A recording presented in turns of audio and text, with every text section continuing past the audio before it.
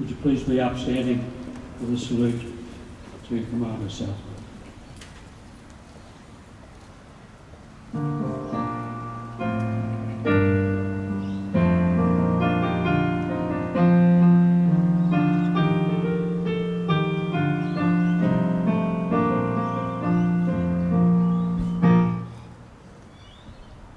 Please be seated.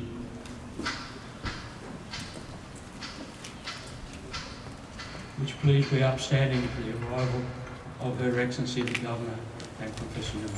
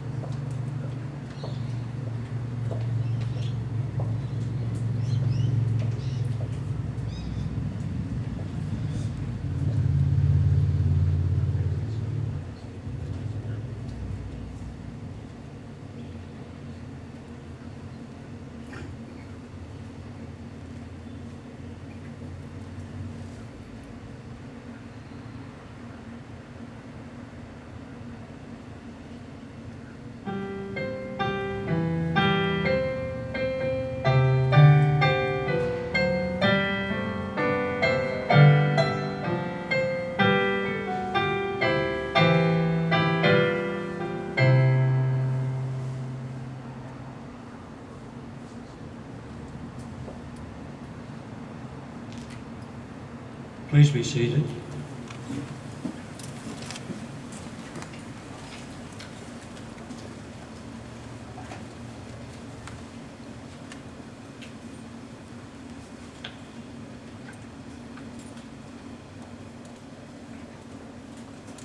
Your Excellency, the Honourable Dr. Jeanette Cummin, AC, PSM, Governor of Queensland, Professor Graham Nimmo, RFD, Commander Fiona Southwood, RAN, Commanding Officer HMAS Morton, representing the Chief of Navy, Brigadier Michael Say, ESC, Commander Officer of the Combat Brigade of the Australian Army, Group Captain Ian Carty, CSM, Senior ADF Officer, RWF Base Amberley, representing the Commander Combat Support Group, Major General Stephen Day, DSC AM, President of the Queensland branch of the Return and Service League of Australia,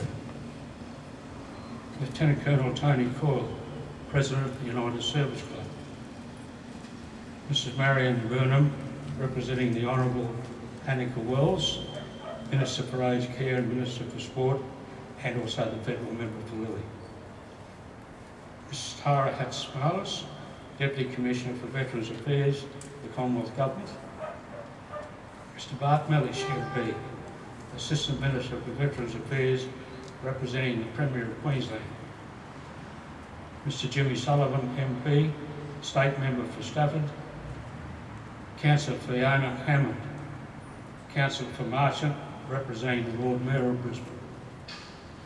Ladies and gentlemen, young ladies and young gentlemen, good morning and welcome to the commemoration service for the 80th anniversary of the Battle for Australia.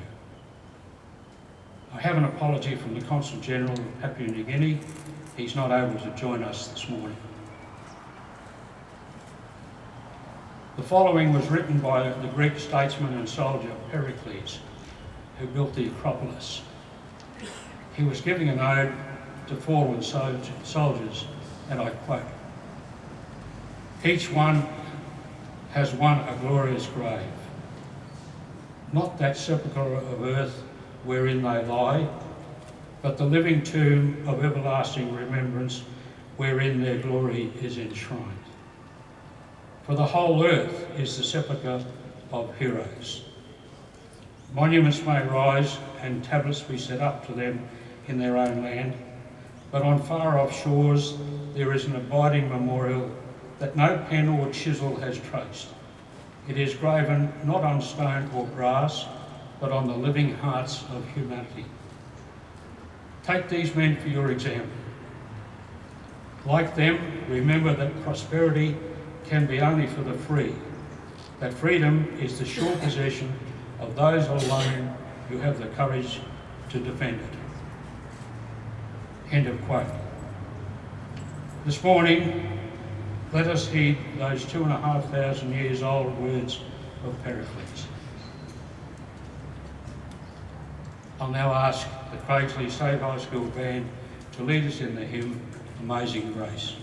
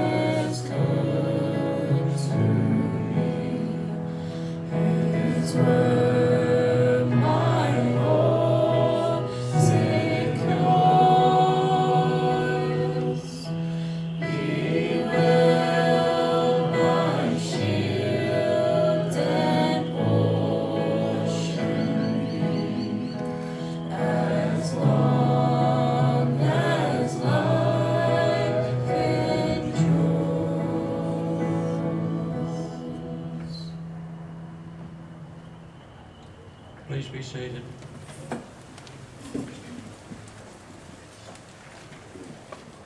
Chaplain David Niven will now lead us in prayer.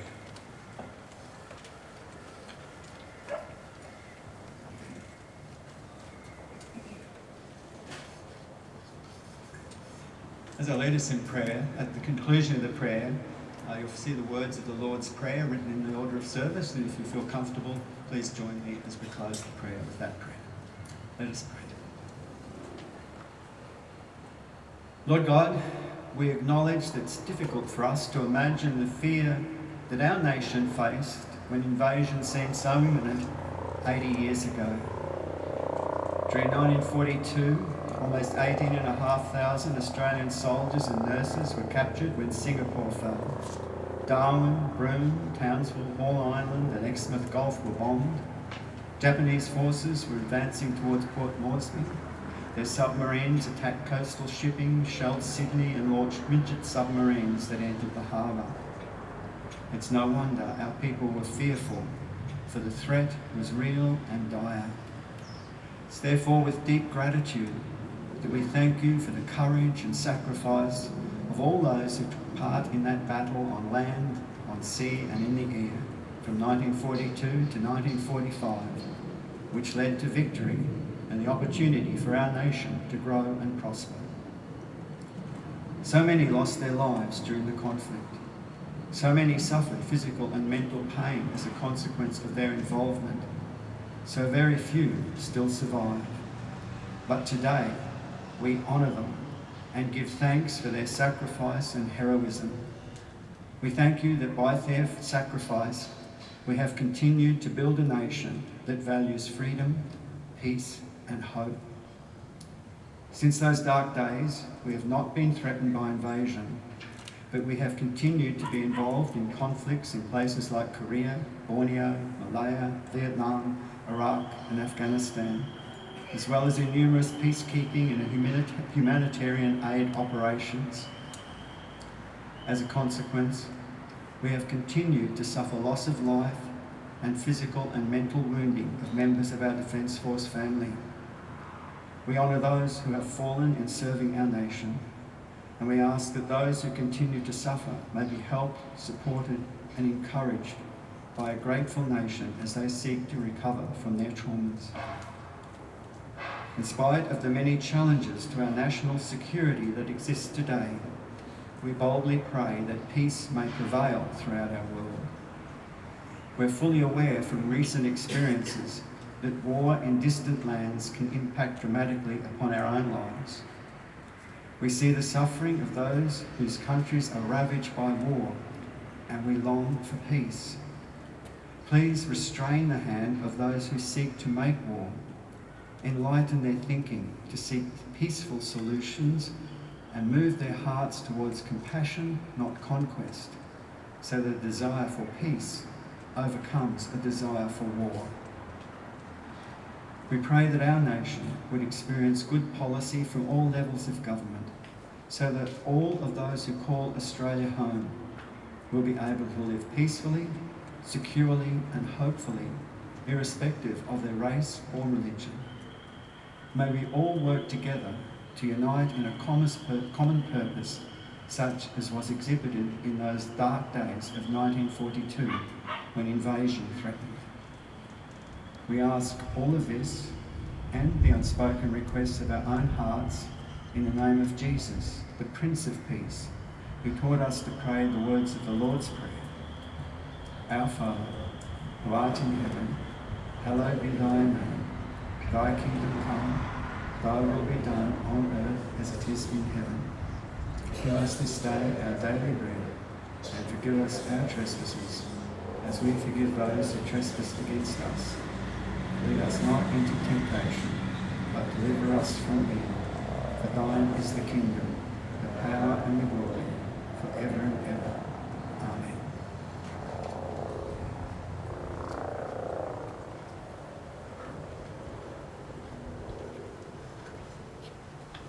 Thank you, David. Only once in the past 23-year history of this commemoration have we been addressed by the Governor of our state. It is therefore with a deep sense of honour that I now invite Her Excellency our Governor to address us.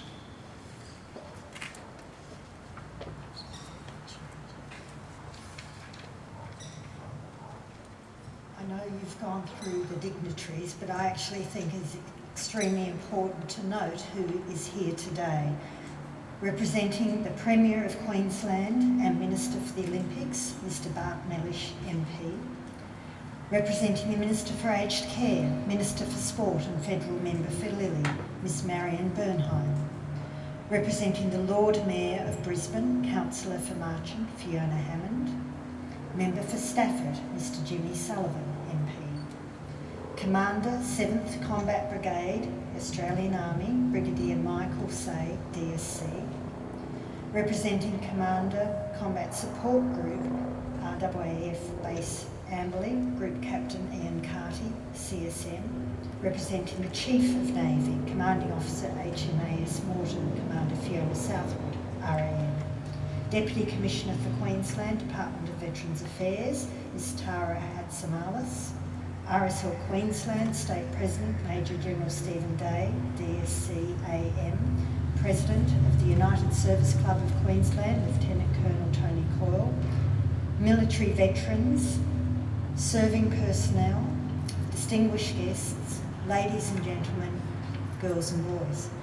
I would like to start by acknowledging the original custodians of the land that Brisbane is on, the Turrbal and Yagara people, and pay my respects to their elders past, present and emerging, and any First Nations service personnel who are here today or veterans. Today we gather to commemorate a series of crucial encounters in 1942 and 1943 that turned the tide of war and saved Australia. These momentous struggles, including the Battle of the Coral Sea, the Battle of Milne Bay, the Kokoda Track Campaign, and the Battle of the Bismarck Sea, among others, will forever be commemorated as the Battle for Australia. It's hard to imagine from this distance in time the anguish and fear that many Australians felt in those dark days of late 1942. We had already lost many soldiers killed and wounded in the Middle East. Singapore had fallen, and with it, our 8th Division. Significant elements of the 7th Division were lost when Java fell, along with our garrisons on Ambon, Timor and Rabaul. Meanwhile at home, Sydney and Newcastle had been shelled and merchant ships were being torpedoed along the coast. Japanese submarines had entered Sydney Harbour and Darwin had endured 21 months of continuous bombings. When the Japanese landed on mainland New Guinea, then a territory of Australia, the daunting picture was complete, spawning a real and widespread fear of the potential invasion and occupation of Australia. The ultimate Allied victory in the battle for Australia primarily turned on the actions of Australians defending Australia. And I think it worthy to remind you of the oft-quoted remark made by Field Marshal Sir William Slim, head of the Shindits fighting in the unforgiving Burmese jungles. He regarded Australia's achievements as a great morale booster and later said, quote, Australian troops at Milne Bay in New Guinea inflicted on the Japanese their first undoubted defeat on land. If the Australians, in conditions very like ours, had done it, so could we.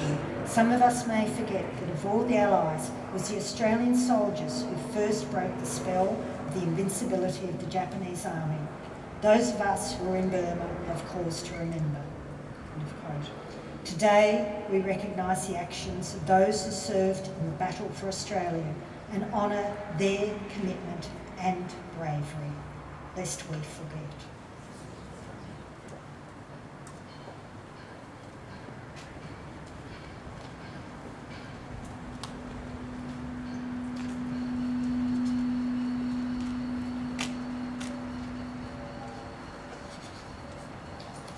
Thank you, Your Excellency. For those present who have been here before, you would know that each year we have a senior ADF officer address us in the anniversary address for that year. We go in order of seniority, Navy first, Army second, Air Force third, and so we have rotated over the years. Our next speaker grew up in Orange, New South Wales, and joined the RAN in January of 1997. She graduated from the Australian Defence Force Academy in 1999. At sea, she has served in Her Majesty's Australian ships Anzac, Gawler, Stuart and Newcastle. She deployed operationally on operations Relics, Relics 2 and Manitou, and has deployed numerous times on international exercises. Early in her career, she was appointed as the Operations Officer at Joint Logistics North in Darwin where she coordinated the logistics support for Operation Astute in East Timor. She was selected as the Flag Lieutenant to the Maritime Commander in 2005. In 2007, after attaining her Special Discharge qualification, she was selected as the Logistics Support Officer, Mayport Naval Station, embedded with the United States Navy in Florida, for which she received a US Navy Commander Submarines Commendation. From 2009 to 2017, she was employed in various positions, including working remotely in 2015-2016 from Fort Leavenworth, Kansas. Returning to full-time service in 2017, she was appointed as the Maritime Logistics Officer in HMAS Newcastle, which included Operation Manitou, Rotation 65 and decommissioning preparations. During her tenure, her department was awarded the inaugural Maritime Logistics Supply Chain Compliance and Assurance Award.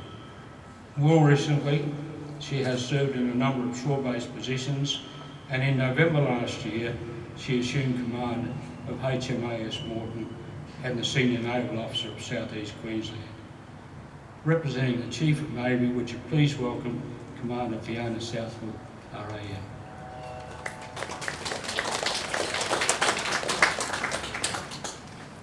Wow, it sounds like a lot when you hear it like that. Thank you for that warm welcome. Good morning, Your Excellency, Professor Nemo, distinguished guests, ladies and gentlemen, boys and girls, and most especially military veterans from both our country and those of our allies. Thank you for the invitation and opportunity to deliver this address to you on behalf of Vice Admiral Mark Hammond, our Chief of Navy, who sends his apologies that his duties have prevented him from being here in person today. I too would like to acknowledge the traditional custodians of the land on which we stand and pay respect to local elders past, present and emerging. I would also like to recognise our Australian Defence Force personnel and their families who have served and continue to serve in our Australian Defence Force. It is a privilege to remember with you the events of particularly 1942, the only year in our national history when Australians fought alongside our allies in direct defence of continental Australia, hopefully something we will not see again. Today we pause for a few moments to honour the courage, the sacrifice and the service of those who fought and repelled an attack on Australia. We also give thanks and pay our respect to those civilians who risked their lives and died defending Australia, our homeland. After 80 years, our history has not changed. There were many battles fought, as Her Excellency cited. That is not lost on those of us in uniform today, and for all of those who are touched by the effects of war. Faced with a strategic disaster of the first magnitude, Prime Minister Curtin would warn of what he foresaw ahead. This followed the fall of Hong Kong, the invasion of Malaya, and the surrender of Singapore. Noted, and he called the battle for Australia, a period of time where there were many sacrifices from many. Out of the battles, we lost many. Members of HMAS Sydney, members of the 8th Division of the AIF, our lost Australian Army nurses. We remember the destruction of Darwin. We recognise and commemorate our brave Navy Coast Watchers. We recognise the loss of USS Perry, the efforts of the Royal Australian Navy corvettes, HMAS Deloraine and HMAS Katoomba, their efforts not being forgotten. The effects of the air raids on Broome, Darwin, Wyndham, Thursday Islands and Townsville. We remember the loss of HMAS Perth and the USS Houston in the Battle of the Sunda Strait, the only survivors of the Battle of the Java Sea. The loss of HMAS Yarra, the loss of our merchant seamen that assisted under a red ensign. Indeed, General Douglas MacArthur said of ships and the men of the Allied merchant navies and their performance, particularly in 1942, they brought us our lifeblood, and they paid for it with their own. I saw them bombed in New Guinea's ports when it was humanly possible, when their ships were not blown out from under them by bombs or torpedoes.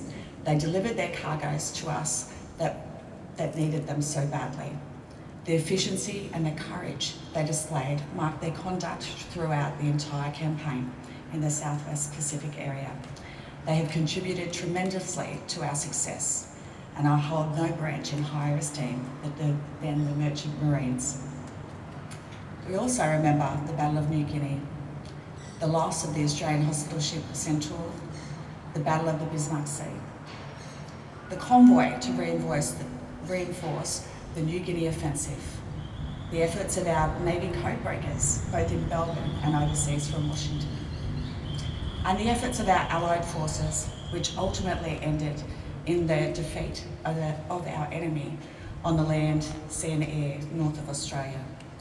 In 1943, while the enemy's unconditional surrender was still far off, and much more blood, sweat and tears would be shed in the pursuit of victory, it was the events in the defence of Australia which checked and ultimately defeated the advance of the enemy in the Pacific.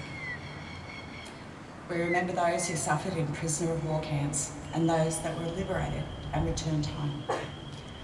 Those that are left that contributed to this battle for Australia, very few now, we cherish and respect.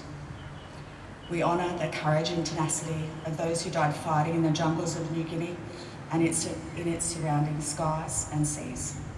A maritime campaign that began at sea and was sustained by the sea. We remember all those in the ships sunk off our shores, especially Australia's merchant seamen, torpedoed and mined off an east coast while they were carrying supplies north. We recall the bravery of those who swept the contact mines that were left in our coastal waters by enemy navies. So today I have touched mostly on maritime history, but I acknowledge all contributions to our maritime defence during this time. Our Australian Defence Force aims and values have not changed. The people that we honour today have paved the way forward, and in so many ways their service is exemplified in what we understand now to be the spirit of the Anzac legacy. As a current serving member, I live under the shadow and influence of those that we commemorate today, those in uniform within all three services and civilians alike. Service, courage, respect, integrity and excellence are the current Australian Defence Force values that those of us now in uniform embody. Examples of our values are everywhere through our history and our traditions as armed forces. Our aim remains to protect our national interests, our sovereignty, and the prosperity of Australia and indeed our allied forces. It is key that we regularly reflect on the importance of what we do every day for our country, in peace and at war, as Australians who defend Australia and its national interests, the same as it was for those who contributed to the defence of Australia 80 years ago. We owe them our remembrance and gratitude on this day and every day. Their legacy to us is our lifelong liberty. Today's last post bugle sounds for them all, lest we forget.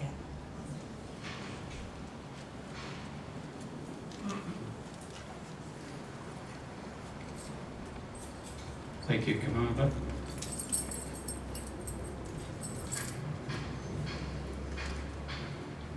In February this year, we commemorated the 80th anniversary for one of the most vile acts of the Second World War, the Bunker Island Massacre and its survival by Sister Vivian Boyd. I now ask Alexander McLean and Remy Kochniev from Aspley State High School to deliver their student presentation on the massacre.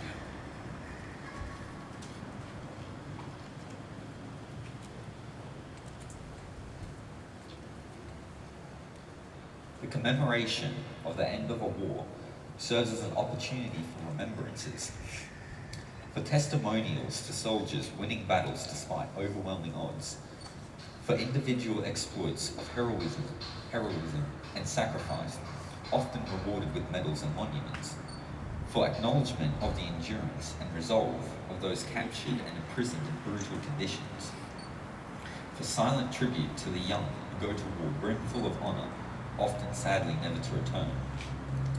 However, the 2022 Battle for Australia ceremony represents an opportunity to remember the loss that 70 years ago represented one of the greatest tragedies of all time.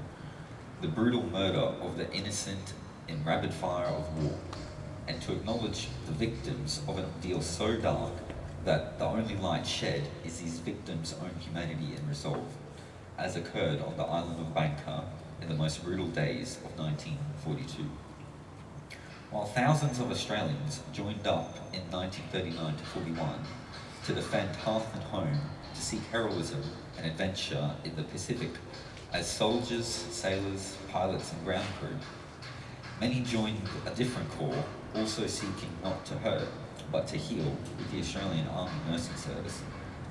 Young Australians like Sister Vivian Bullwinkle, who committed themselves to the care and treatment of unknown soldiers in an unfamiliar land, made their commitment to the same zeal, fortitude, and risks as those who sought to serve their country with shot and sword.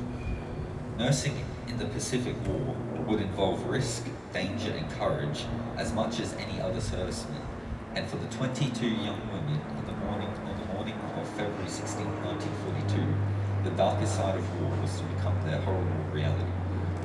The realization that a remote war was becoming an imminent danger was forced upon many Australians in early 1942 as the Japanese juggernaut moved from mainland Asia into the islands of the Pacific. But for none was this more clear than those serving in Singapore, a place about to become the front line in a new conflict we now call the Battle for Australia. In the horror and chaos of the Japanese onslaught on Singapore Islands during February 12th, a handful of survivors made their way to the relative safety of a conscripted merchant vessel, the Viner Brook, and steamed to the hopefully safer climes of the Dutch East Indies in the Ocean of Darkness. For the nurses and soldiers and civilians on board, relief was in short supply as that vessel and others were spotted by the efficiency and persistence of the enemy war machine. Some ships sunk, which left many survivors desperately swimming together for the islands of Bangka, a place few would survive and none would forget. As the soaked and exhausted survivors struggled ashore in the dawn of light on February 16th, the courage of Vivian Bullwinkle and her comrades came to the fore with the treating of injured and the preparation of a makeshift shelter. When officers made the grim decision to make the lonely trek to Montauk to offer a necessary surrender, it was Matron Neville Drummond and senior nurses like Sister Vivian Bullwinkle that responsibility for the care of the party was entrusted to. It was a responsibility they would not shirk, even at the expense of their lives.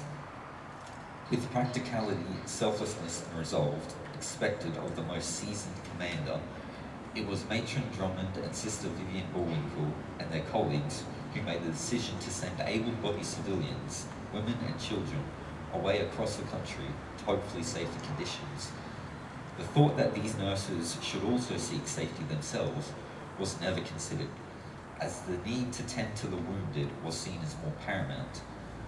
Under a hastily constructed Red Cross, these heroic and determined young Australians, who had already endured the carnage of battle firsthand, were about to experience war's brutality in its most nightmarish form. The arrival of the Japanese troops mid-morning may have brought half-formed hopes of relative relief to some of those stranded on this tiny beach amid an ocean-wide conflict. But the zeal for the empire and the cold efficiency of a victorious invasion outweighed any natural inclination in their captors towards humanity and compassion. For the wounded who could walk, there was a forced march, and for the unarmed and unthreatening nurses, a fate much worse has already been decided. After lining up and massacring the surviving soldiers by gun and bayonet on the shore, the Australian nurses who had crossed the sea in the name of mercy and care were marched into the water and blasted down without care or pause. in violation of every principle of the rules of war. 22 lives were lost in those waves, and more than 60 souls had already been slain on the shore. The illusion of war was an exercise in honour, and fair play died that morning amid the screams of those who came to preserve life, but were sacrificed by those who had little but disdain for it. Yet amid the dark cruelty of such an event, the triumphant side of human nature finds opportunities to shine through. For this inhuman massacre features players of the deepest humanity. British Private Patrick Kingsley, wounded and bleeding in the bush, who dragged wounded Vivian Bullwinkle, one of the scant survivors, to safety, and gave her aid and protection for 12 long days at the expense of his own life. Stoker Lloyd, who delivered Vivian to the relative safety of a POW camp and ensured amid the years of imprisonment to come that the crime of Banker Island committed by his captors would not remain a secret. And Sister Vivian Bullwinkle herself, who would survive an agonizing shot to the sternum, endured terrifying days and nights on the run while treating the wounds of her comrades, and would later endure 3 years of horrific prison camp experiences, all the while driven to survive, to endure, and to make sure that the world knew what violations of decency and humanity that had taken place on that unmarked shore on February 16. In the years after World War II, Sister Vivian did not flag in her pursuit of the truth, testifying at war crime trials and fighting for the enormity of her experience to escape being clouded by the fog of war. Neither the horror of her ordeal nor the bitterness of its fallout were able to deter Sister Bullwinkle from her dedication to offering the care and compassion she herself had been denied. For a further 30 years, she would be at the forefront of the treatment of wounded and returned servicemen, and in 1975, she would also be present at the end of another Southeast Asian conflict in Vietnam, where she once again served as a strong foundation on which refugees of war could rely on desperately needed aid and care. 70 years later, time, politics, and the confounding confusion of war still prevents us from possibly ever knowing the full truth of the crimes, brutality, and violation committed on that fatal morning on Banker Island. The event stands as a tragic reminder of the inhumanity and injustice that war can drive human nature to, where the most innocent and ill-deserving are often victims of the worst violence that human minds can conceive, and where the core nature of our values and beliefs seem to be shredded. However, it is through the selfless courage and persistence of individuals like Kingsley, Harris, Drummond, and Vivian Bullwinkle, who amid the grimmest, most hopeless darkness, retained the light that led them to the better part of their natures. They show how we can hope that even in the deepest despair, some still retain the ability to see their salvation, not in self-preservation, but in maintaining the needs of others in life as well as in death. The ceremony today is a tribute to the courage of all the innocents sacrificed in war, those who lost their lives and those who have to carry the knowledge of the brutality they witnessed throughout the rest of their days. The pledge to preserve the memory of the fallen applies firmly to those who experienced the horrors of Banker Island. To acknowledge their sacrifice, to mourn their loss, to preserve their memory, and to ensure their story will be never lost to the past by inscribing their actions of the past in the hearts of the present.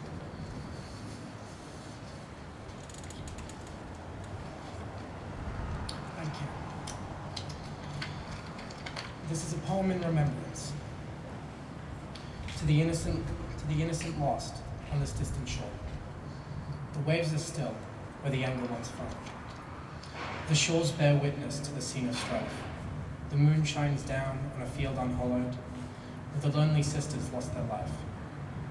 They came to this place not to wound, but to heal. Not soldiers for fighting, but sisters to aid. But those they met, their purpose meant little. now their blood meets the surf of this dusk-lit shore. Women of mercy met war on the beach. Their only armor was their purpose and pride. But empire building has scant time for feeling, and mercy and justice washed away with the tide. Alone altogether in the punishing dark, then huddled for comfort in the mid-morning haze. With the crushing of water, it is quickly all over, but the crime leaves this beachhead in a sorrowful daze.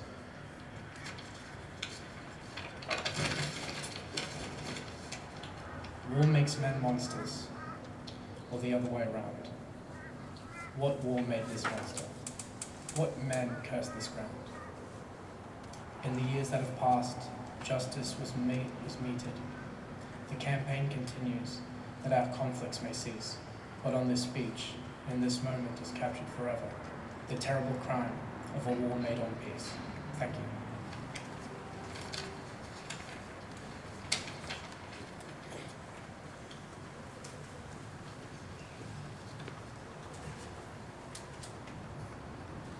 Thank you, gentlemen. We will now proceed with the laying of wreaths, and I ask Her Excellency and Professor Nemo if they would lay the first wreath, to be followed in the order that I call.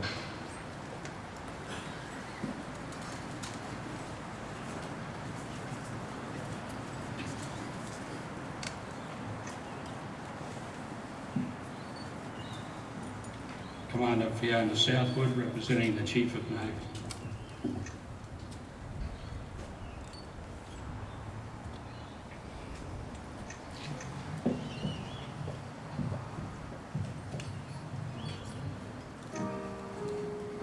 Brigadier Michael Say, Commander 7th Combat Brigade.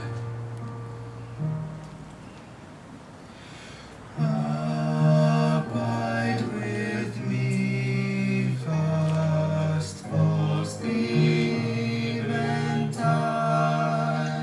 Group Captain Ian Carney, representing the Commander Combat Support Group. Lord, with me abide. When other helpers fail, comforts flee. Major General Stephen Day, President, Queensland Branch of Return and Service League Australia. So abide with me. With the following representatives of RSL sub-branches now come forward. Mr Greg Peake, representing Kevin Wagle, RSL sub-branch. Ms Heather Christie, representing Caloundra, RSL sub-branch. Grace can foil the tempter's power. Mr Bob Standfast and Mrs Faye Comer, representing Daniel RSL sub-branch and the citizens of Europe. Through cloud and sunshine, oh, abide. Dr Anne Bramwell, representing Defence Service Nurses, RSL sub-branch. Mr Les Hill, representing Goodna, RSL sub-branch.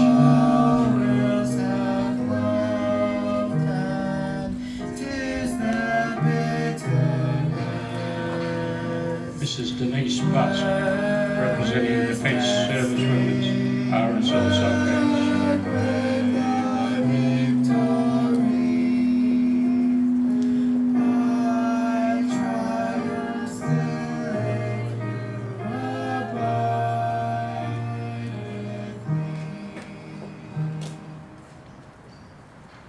Could I next ask Lieutenant Colonel Tony Coyle, President, United Service Club.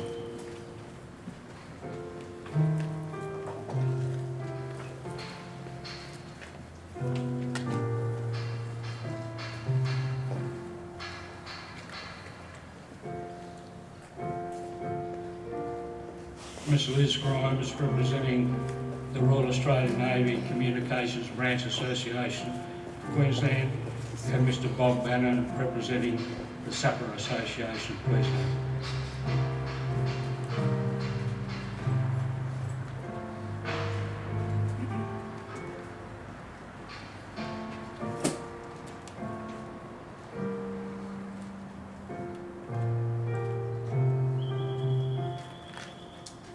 Major Brad Schilling, representing the 9th Battalion Association, Mr Bill Mills, representing the 31st Battalion Association, and Mrs Elizabeth Timms, representing the 2nd 31st Battalion family and friends.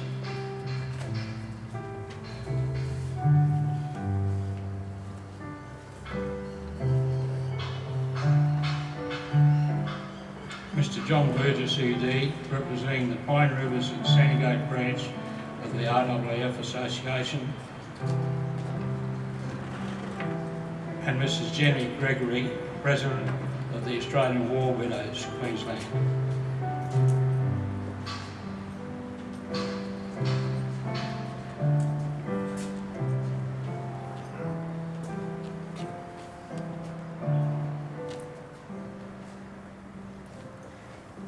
Mr Jerry Bongard, Post Commander, the American Legion, Post AU03.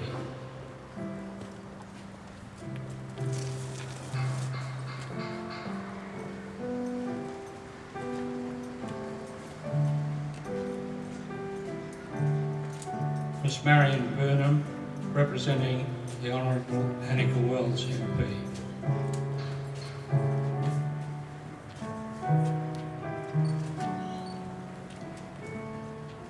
Ms Tara Hatzis-Marlis, Deputy Commissioner of Veterans Affairs for Queensland.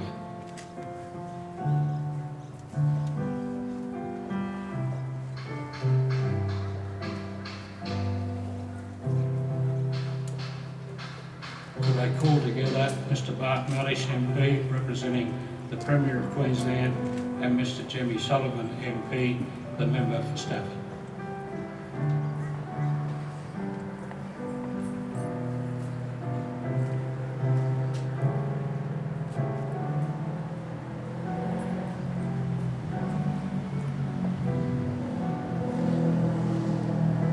Councillor Fiona Hammond, representing the Lord Mayor of Brisbane.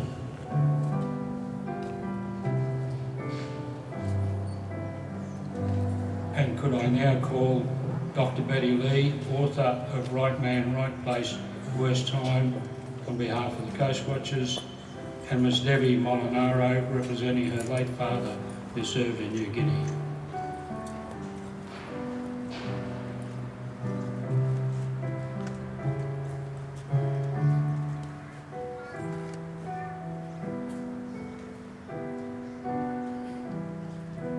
To follow them, I'll ask Henry Cullen, Thomas Dixon, Emily Morrison and Eloise Sullivan to represent Aspley State School.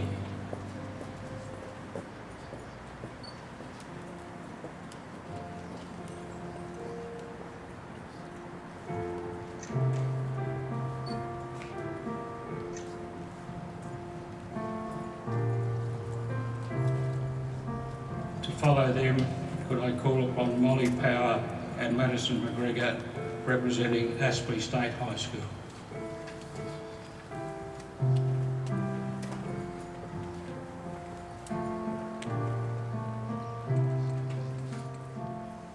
And could I call together a student representing Craigsley State High School and a student representing Wavell State High School.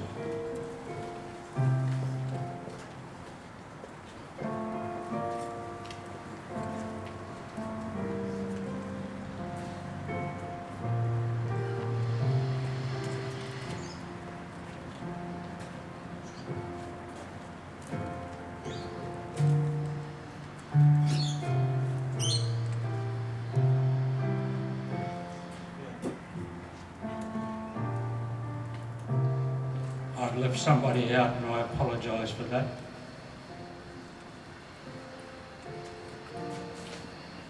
Dear oh dear, one of my own committee.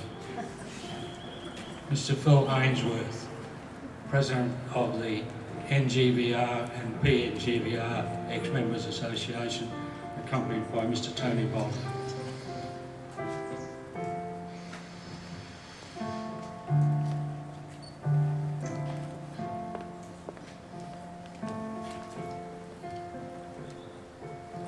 Is there anybody else wishing to lay a wreath?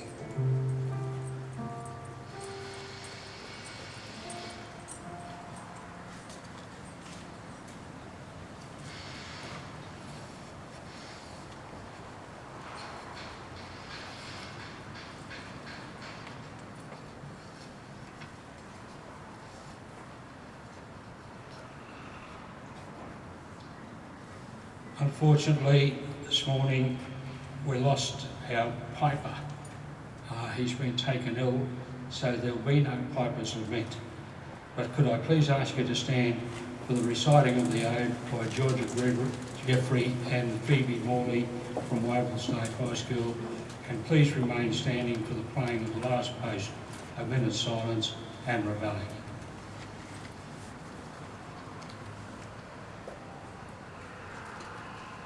They went with songs to battle. They were young, straight of limb, true of eye, steady and aglow. They were staunch to the end against odds uncounted.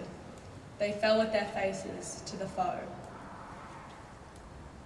They shall grow not old, as we that are left grow old. Age shall not weary them, nor the years condemn. At the going down of the sun, and in the morning, we will remember them, lest we forget.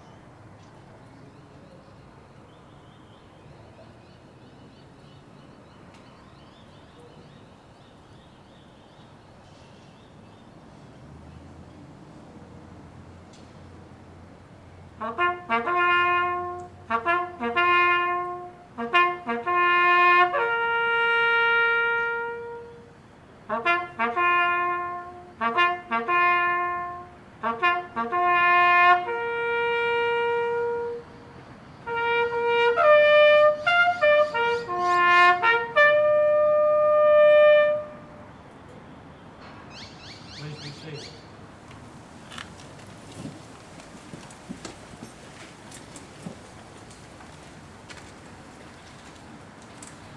Shortly we will conclude this morning's service with the singing of the national anthems of Australia and Papua New Guinea, followed by benediction from Park Lane over Niven. I will then invite the Director of the Milne Bay Memorial Library Research Centre to escort the official party to morning tea in the centre, while we take morning tea on the lawn at the eastern end of the centre. Following morning tea, everyone is welcome to view the displays inside the centre, but please observe social distancing while inside the building. On behalf of the Battle for Australia Commemoration Committee, I would like to thank everybody for their attendance here this morning particularly Her Excellency and Commander South.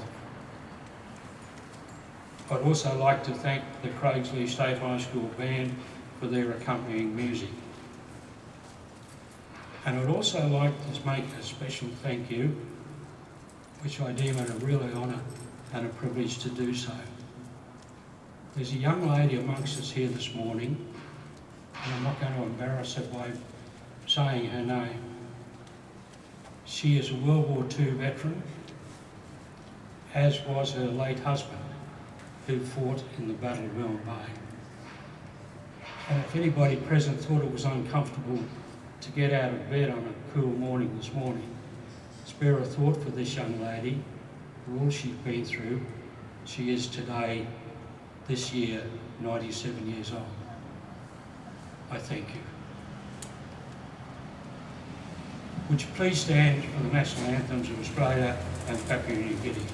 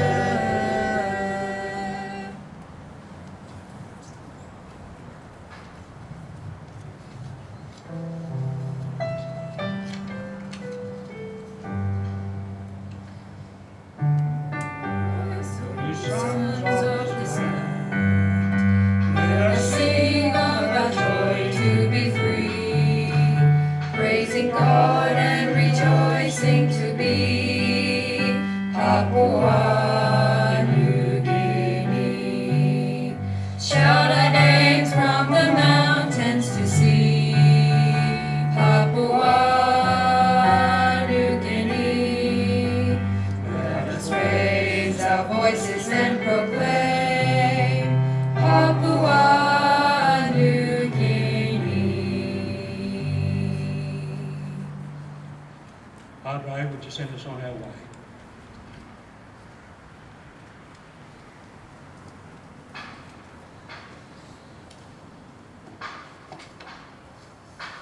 And let us go with God's richest blessing. The Lord bless you and keep you. The Lord make his face to shine upon you and be gracious to you. The Lord lift up his countenance upon you and give you peace. In the name of the Father, and the Son, and the Holy Spirit. Amen. Major Shilling, would you escort the official party, please?